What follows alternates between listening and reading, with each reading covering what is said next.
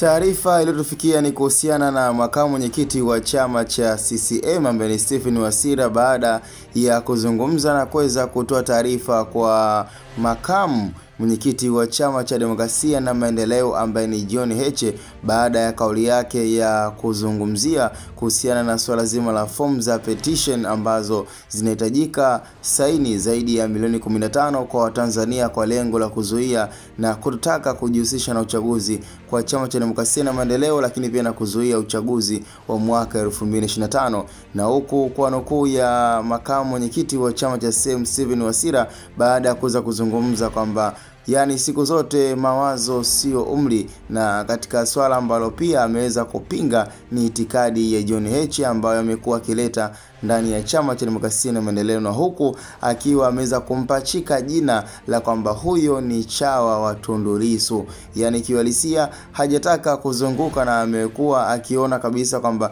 pengine ule moto ambao sasa hivi amekuwa nao John Heche, unaweza ukasema kwamba huyu ni chawa Promax wa chama cha demokrasia na maendeleo ama chawa wa Tundu Antipas Mugwa Lissu. Ilikuwa ni nukuu kutoka kwa makamu mwenyekiti wa chama cha CCM baada ya kuweza kuzungumza na wananchi, lakini pia kuweza kumpa taarifa baada ya kile kinachoendelea katika mitandao ya kijamii kuhusiana na kampeni ya chama cha demokrasia na maendeleo ya no reform no election, lakini pia na swala zima la form za petition ambazo zipo kwenye umahiri wa kuhakikisha kabisa kwamba lengo lao la kuzuia uchaguzi na kupeleka taarifa hiyo Umoja wa Mataifa basi liweze kukamilika. Na ni issue ambayo sasa hivi iko on point sana. Kabla ya mwezi wa 5 basi chama cha Chadema wako mbioni kuhakikisha kabisa kwamba kama watafanikiwa kupata saini za fomu ambazo zitakuwa tayari zimesainiwa na Watanzania milioni 15 na kuendelea kukataa na kupinga uchaguzi wa mwaka 2015,